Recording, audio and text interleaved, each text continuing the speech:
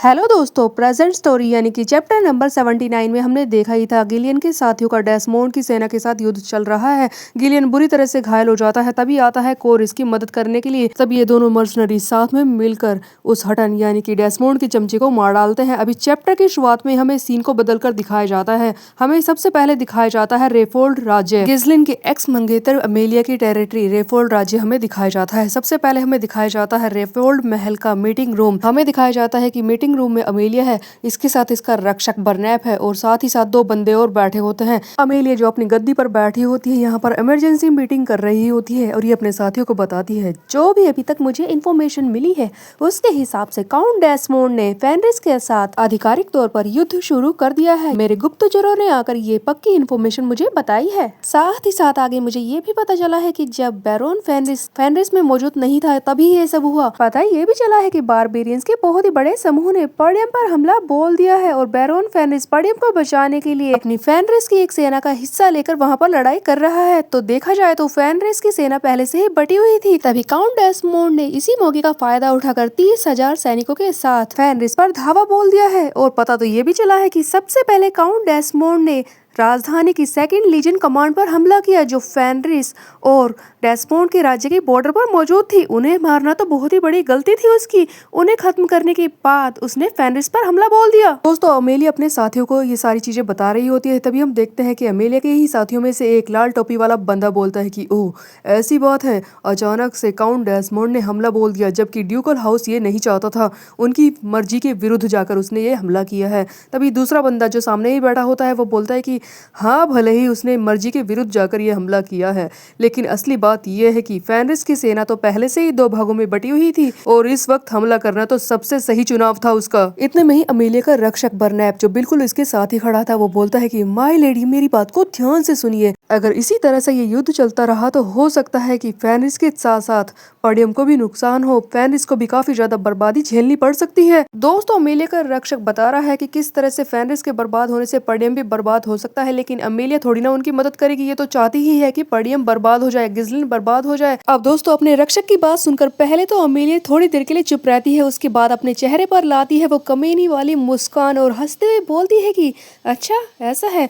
और तभी अपने बाकी दोनों साथियों से कहती है कि हम डेस्मोंड पर हमला करेंगे, हमारी सेना हमला करेगी डेस्मोंड टेरिटरी पर। ये सुनकर तो वहां पर बैठा हर कोई हैरान हो जाता है। अमेलिया का बॉडीगार्ड बर्नैप तो उसे हैरानी से देखता है कि हाँ, ये कैसी बातें कर रही हैं, लेकिन बंदा करे भी तो क्या, इसका चमचा जो है। दोस्तों, यहाँ पर पहली बार हमें दिखाया जाता है कि अमेलिया को एक काउंटेस यानी कि रेफोल्ड राज्य के अगले वारिस के तौर पर प्रेजेंट किया जा रहा है। पर्डियम बर्बाद हो जाएगा, गिस्लिन इसके रास्ते से हट जाएगा, तो इसका काम जो कि ड्यूकल हाउस के साथ इसे मिलकर करना था वो तो हो ही जाएगा ना। अब दोस्तों, जैसे अमेलिया ने ऐलान किया कि वो अचानक से डेस्मोंड राज्य पर हमला बोल देगी, हर कोई हैरानी से इसे देख रहा है लेकिन कुछ बोल नहीं पाता। तभी हम देखते हैं कि अमेलिया ही बीच में बोलती है और कहती है कि देखो, डेस्मोंड टेरिटरी के 30,000 सैनिक काउंट डेस्मोंड के साथ खुद युद्ध लड़ रहे हैं फेनरिस के साथ। इसका मतलब ये हुआ कि डेस्मोंड टेरिटरी की आधी से ज्यादा सेना तो है ही नहीं वहाँ पर। यही सही वक्त होगा डेस्मोंड टेरिटरी पर हमला बोलने का और उसे अपने कब्जे में लेने का। इससे अच्छा मौका हमें कभी नहीं मिलेगा। अब अमेलिया की बात सुनकर हर कोई हैरान तो है,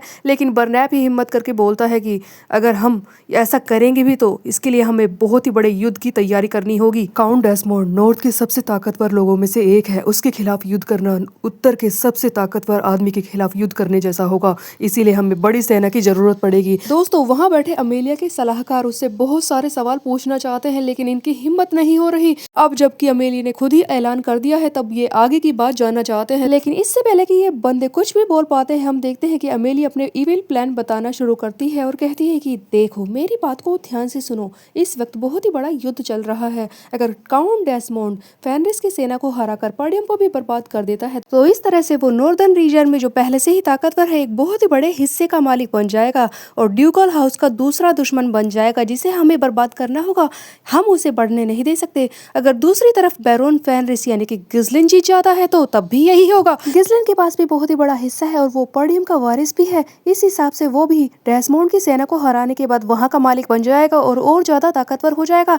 ये तो मैं बिल्कुल होने नहीं दे सकती। तो बात यह है कि डेस्मोंड अगर जीते या फिर हारे, दोनों ही कंडीशन में वो ड्यूकल हाउस का दुश्मन बन चुका है और उसकी बेइज्जती वो खुद कर आ चुका है, इसीलिए उसे रास्ते से तो हटाना होगा ही। दोस्तों, ड्यूकल हाउस में जितने भी लोग शामिल है, ये आपस में ही एक दूसरे को काट कर नीचे गिराने में भी लगे रहते हैं। कोई भी ताकतवर बनना नहीं देना चाहता एक दूसरे को। तब अमेलिया इसी बारे में बोल रही होती है। इसके बाद अमेलिया अपनी शैतानी मुस्कान और शैतानी दिमाग के साथ बोलती है, अगर ऐसा हो कि मैं डेस्मोंड टेरिटरी पर कब्जा जमा लूं तो क्या ड्यूकल हाउस मेरा साथ नहीं देगा? ऑफ कोर्स देगा वो मेरा साथ। और इस तरह से अमेलिया अपनी इवल चाल के साथ तैयार होती है डेस्मोंड टेरिटरी पर कब्जा करने के लिए। तभी ये सारी बातें सुनकर इसका रक्षक बर्नैब भी सोच रहा होता है कि क्या बात है, माय लेडी की ये चाल तो काफी ज्यादा अच्छी है।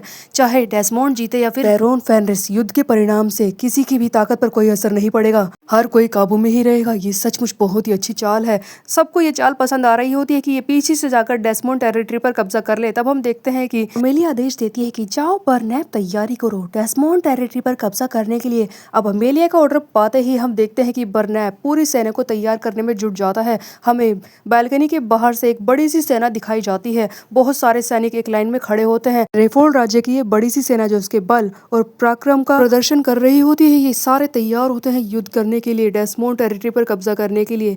हालांकि डेस्मोंड की सेना अभी कमजोर है क्योंकि आधी से ज्यादा सेना युद्ध में है, लेकिन फिर भी तकनीकी रूप से रेफोल्ड राज्य अपनी इस चाल को कामयाब करके डेस्मोंड टेरिटरी पर कब्जा करना चाहता है। हालांकि दोस्तों, डेस्मोंड और रेफोल्ड राज्य आपस में मित्र राज्य हैं, लेकिन फिर भी एक दूसरे की कमजोरी का फायदा उठा रहे हैं। तभी यहाँ पर बालकनी में खड़ी अमेलिया, जो दूर से ये सारी चीजें देख रही होती है, वो अपने मन में सोचती है कि मैं जानती हूँ कि डेस्मोंड काफी ज्यादा ताकतवर है और बहुत बड़ी सेना के साथ गया है, लेकिन मैं ये बात भी अच्छी तरह से जानती हूँ कि गिस्लिन इतनी जल्दी हारेगा नहीं। हाँ गिस्लिन, तुम इस लायक नहीं हो कि इतना ध्यान अपनी तरफ खींचो।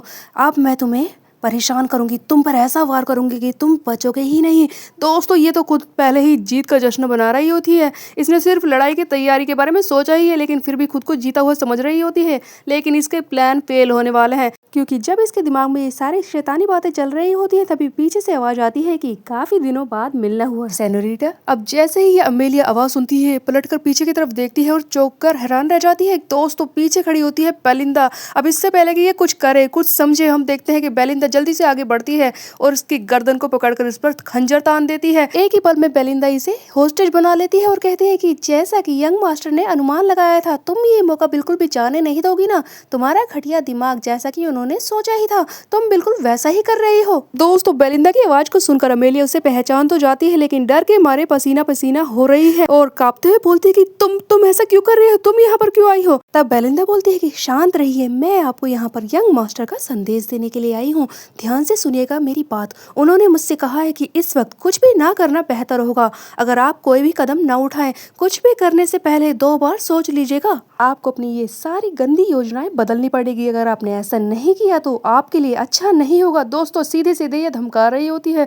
गिस्लिन ने पहले ही सोच लिया था कि ऐसा कुछ होने वाला है, इसीलिए उसने बेलिंदा को भेज दिया, लेकिन ये लड़ाई किस तरह से रुकवाएगी ये समझ में नहीं आ रहा होता है। अब दोस्तों, यहाँ से सीन को बदल कर दिखाया जाता है। फाइनली वो सीन दिखाया जाता है जहाँ पर युद्ध के दौरान गिलियन एंड कोर ने मिलकर डेस्मोंड के उस चमचे हटन को मार डाला है। अब जैसे ही डेस्मोंड को इस बात का एहसास होता है, वो पलटकर देखता है और चिल्लाता है और कहता है कि तुम दोनों। अपने इस साथी की मौत को देखकर हम देखते हैं कि डेस्मोंड बहुत ही ज्यादा गुस्से से भर जाता है। कई सारे सैनिक तो पहले ही उस किले में घायल हो चुके हैं, इसीलिए डेस्मोंड बहुत ही गुस्से में आकर तेज गति से घोड़े पर भागता है इन लोगों की तरफ। तब कोर पहले ही तलवार लेकर तैयार होता है इससे लड़ने के लिए। दूसरी तरफ ये गिलियन से बोलता है कि हे ओल्ड मैन, तू तैयार तो है ना? लेकिन इतना में होता यह है कि गिलियन, जो पहले से ही बुरी तरह से घायल है, जिसके पेट में तलवार लगी थी, उसका खून काफी ज्यादा बह जाता है और गिलियन वहीं पर बेहोश होकर गिर जाता है। दोस्तों, 30,000 की सेना लेकर ये डेस्मोंड आया था, जिसको प्लान के हिसाब से गिलियन ने हराया, आधे से ज्यादा कम कर दिया है। फिर भी इतने सारे बंदे को तो ये नहीं मार पाएगा ना, अकेला मर्शनरी। इसीलिए फाइनली गिलियन जमीन पर गिर चुका है, बेहोश हो चुका है। लेकिन इस सीन को देखकर कोर के तोते ही उड़ जाते हैं। वो बहुत ही ज्यादा डर जाता है अंदर से कि अब वो अकेला क्या करेगा। इतनी बड़ी सेना और खुद डेस्मोंड का मुकाबला कोर को ही करना था, लेकिन फिर भी कोर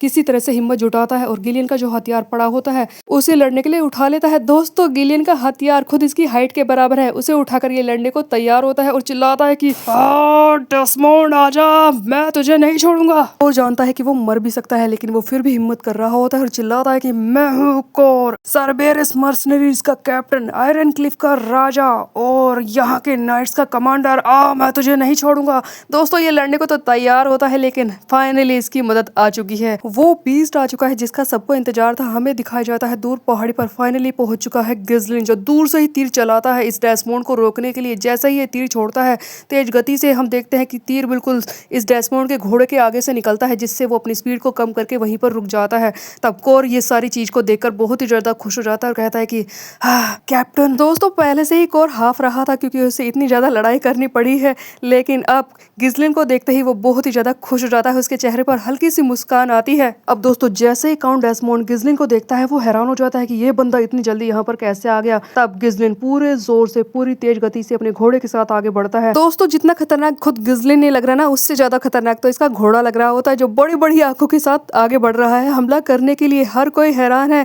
और बहुत ही ज्यादा खुश हो जाते हैं। हर कोई खुशी से झूम उठता है। सबसे पहले गॉर्डन और गिज़ल दोनों ही चिल्लाता है कि क्या बात है, कैप्टन आ चुके हैं, सारे मर्सनरीज खुश हैं।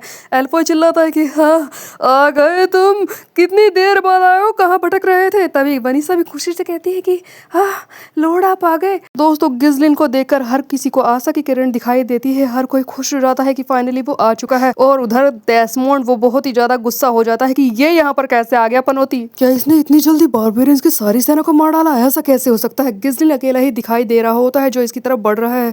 तब डेस्मोंड सोचता है कि लगता है ये अकेला ही भाग आया होगा, कितना डरपोक है, अकेला ही है, आखिरकार क्या कर लेगा। ये सोचकर डेस्मोंड इससे लड़ने को तैयार हो जाता है। खुश हो रहा होता है कि क्या ही कर लेगा, लेकिन अंदर से बहुत ही ज्यादा डरा हुआ है। तभी हमें दिखाया जाता है कि खुद अकेला गिज़लिन नहीं आया है। पहाड़ी की चोटी पर इसका बाप पर्डियम का लॉर्ड ज्वाल्टर अपनी सेना के साथ तैयार खड़ा होता है। हमें यहाँ पर हेलमेट पहने हुए एक बंदा भी दिखाया जाता है जो पूरे आर्मर के साथ यहाँ पर खड़ा है घोड़े पर। तब ज्वाल्टर इससे बोल रहा होता है कि क्या आप इस युद्ध के लिए तैयार हैं। तब हम देखते हैं कि आर्मर पहने हुए ये बंदा जिसका मुंह ढका हुआ है बोलता है कि हाँ हम इस युद्ध के लिए तैयार हैं। जब ये विशेष युद्ध खत्म हो जाएगा उसके बाद यहाँ के कुछ राज्य को पर्डियम और फेनरिस को सौंपा जाएगा। यही मार्कस का संदेश है। ऐसा लगता है दोस्तों ये बंदा खुद राजधानी से आया है, खुद राजधानी के लीडर मार्कस ने इसे भेजा है, लेकिन ये है कौन ये दिखाया नहीं जाता। कुछ एक्स्ट्रा एरिया पर्डियम और फेनरिस को मिलने वाला है। ये बात सुनकर ज्वाल्टर खुश हो जाता है और इसका थैंक यू बोलता है। उसके बाद हम देखते हैं कि पीछे रैंडोल्फ बोलता है कि बड़े भाई ऐसा लगता है कि हमें ज्यादा देर नहीं हुई है। तब ये सुनकर ज्वाल्टर कहता है कि हाँ हमें बिल्कुल देर नहीं हुई है, क्या पर्डियम की सेना तैयार हो तुम हमला करने के लिए। तब ज्वाल्टर अपनी तलवार को हवा में उठाता है और अपने साथियों से बोलता है कि क्या तुम तैयार हो इन लोगों को खत्म करने के लिए, क्या सभी तैयार हैं। डेस्मोंड को गिज़लिन के लिए छोड़ दिया जाए, उसके बाद ये छोटी मोटी सेना इसे तो हम ही खत्म कर देंगे। और इस तरह से दोस्तों असली सेना के बीच में युद्ध शुरू हो जाता है। दोनों तरफ की सेना एक दूसरे पर टूट पड़ते हैं। एक बहुत ही बड़ी सेना ज्वाल्टर के साथ आ रही होती है पहाड़ी से नीचे की तरफ, जिसे देखकर डेस्मोंड की सेना के नाइट्स के तो पसीने ही छूट जाते हैं। वो बिल्कुल हक्के बक्के रह जाते हैं कि इतनी सारी सेना कहाँ से आ सकती है अचानक से।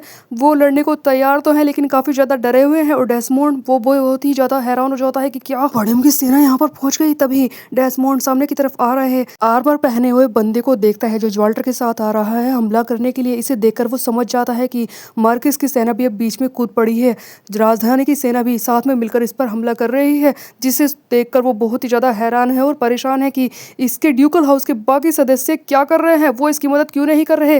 वो सचमुच बहुत ही ज्यादा बेकार है। इसीलिए डेस्मोंड उन सबको कोसता है और खुद को बचाने के बारे में सोच रहा होता है। लेकिन दोस्तों डेस्मोंड ने युद्ध शुरू कर दिया है, इसीलिए अब इसके पास कोई रास्ता नहीं है खुद को बचाने का। हम देखते हैं कि लगातार गिज़लिन आगे बढ़ रहा होता है। तभी वो गिलियन की तरफ ध्यान देता है कि वो कितना ज्यादा घायल है। इतने में ही डेस्मोंड की सेना के बहुत सारे नाइट्स भाला लेकर तैयार खड़े होते हैं गिज़लिन को रोकने के लिए और कहते हैं कि ये तो हमारा ही निशाना है, हम इसे नहीं छोड़ेंगे। दोस्तों ये एक साथ बहुत सारे भालों के साथ गिज़लिन पर वार करने को तैयार होता है। इतने में हम देखते हैं कि गिज़लिन रास्ते में आते हुए अपने घोड़े को समझाता है कि तुम्हें गिलियन की तरफ जाना है। दोस्तों गिज़लिन का घोड़ा उससे भी ज्यादा समझदार है। गिज़लिन का इशारा समझ जाता है। अब जैसे ही ये घोड़ा हवा में उछलता है खुद को तो बचाता है ही, उसके बाद ये नाइट्स के ऊपर से उछलकर सीधे गिलियन की तरफ चला जाता है। और दूसरी तरफ गिज़लिन जो हवा में है वो एक ही बारी में इन सारों को यानी कि इन सारे नाइट्स को एक ही बारी में काट डालता है, वहीं पर मार देता है। दोस्तों सचमुच लड़ाई के सीन काफी ज्यादा एपिक है। गिज़लिन का घोड़ा तो उससे भी बहुत ही ज्यादा खतरनाक है। उसके बाद हम देखते हैं कि सीधा हेरल्ड डेस्मोंड के सामने पहुंच चुका है।